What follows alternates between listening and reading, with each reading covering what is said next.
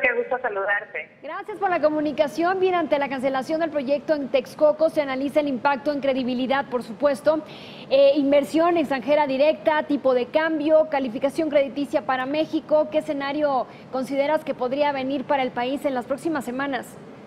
Yo creo que muy complicado, sobre todo porque, bueno, en el último tramo del gobierno del presidente Enrique Peña, él ha hecho un anuncio diciendo que hasta el último momento de su gobierno no se cancelarán los contratos, no se dará marcha atrás, y eso de alguna manera genera, por un lado, la atención a los mercados, a los inversionistas, porque finalmente pues no pueden seguir de frente con la construcción y con los avances que se tenían, y por otro lado no alcanza a ser lo suficientemente certero el mensaje, ¿no? Llega tarde este mensaje de certidumbre.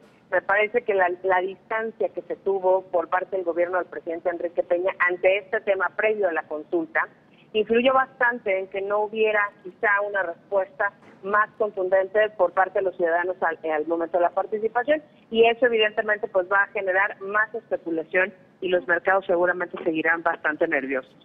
Arlen, para el equipo de AMLO, el proyecto de Santa Lucía sería más económico para la reconstrucción, pero no se ha realizado un estudio correctamente, eso lo sabemos. ¿Qué implicaría para los usuarios económicamente? Pues mira, sin lugar a dudas, en el mediano y largo plazo seguramente será un proyecto ambicioso que favorecerá no solamente el tema de los precios y de los costos, sino también de la movilidad. Si pensamos en un ejemplo como Londres, por ejemplo, como mismo París, ¿no? Washington, Nueva York, grandes ciudades que tienen un esquema de movilidad aeroportuaria parecido, pues seguramente será en el largo plazo un tema bastante interesante y favorable para los usuarios. Sin embargo, el desprestigio de la consulta, la poca certidumbre y la falta de confianza de los inversionistas, pues generan toda esta revolución en torno a la consulta y sobre todo a los resultados poco confiables. La muestra no fue lo suficientemente adecuada como para dar certeza y certidumbre a quienes votaron y a quienes estaban esperando el resultado. Yo creo que derivado de estos elementos, tristemente un ejercicio de consulta democrática directa pues se ve ensombrecido y no luce como debería, a pesar de ser un ejercicio interesante y bueno. Bien, de quedarse Santa Lucía, ¿qué necesitaría hacer el gobierno para regresar la confianza, esta confianza de los inversionistas?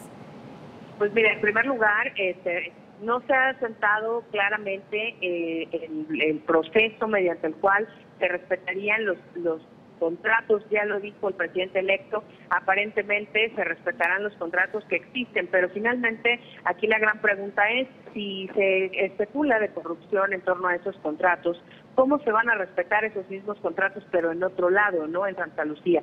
Número uno. Y número dos, ¿qué va a pasar con toda la inversión y el desperdicio de materiales que va a quedar asentado en Texcoco?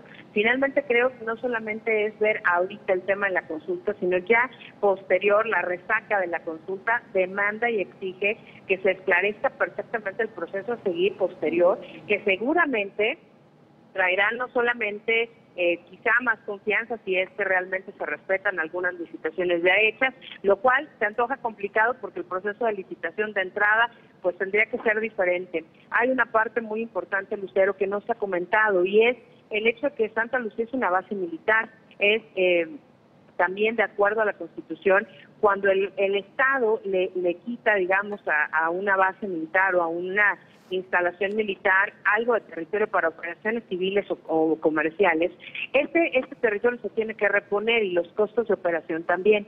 Entonces, eso también será interesante y debemos nosotros ahora como ciudadanos siguiendo el ejercicio democrático, pues pedir la claridad, la transparencia, la oportunidad, y ojalá que se reconsidere y se reivindique, sobre todo para favorecer a los empresarios, ¿no?, todo el proceso para que ahora que ya está aparentemente tomada la decisión, pues bueno, se le dé certeza de que el proceso subsecuente será mucho más transparente y mucho más legal y lícito que lo que fue la consulta en sí.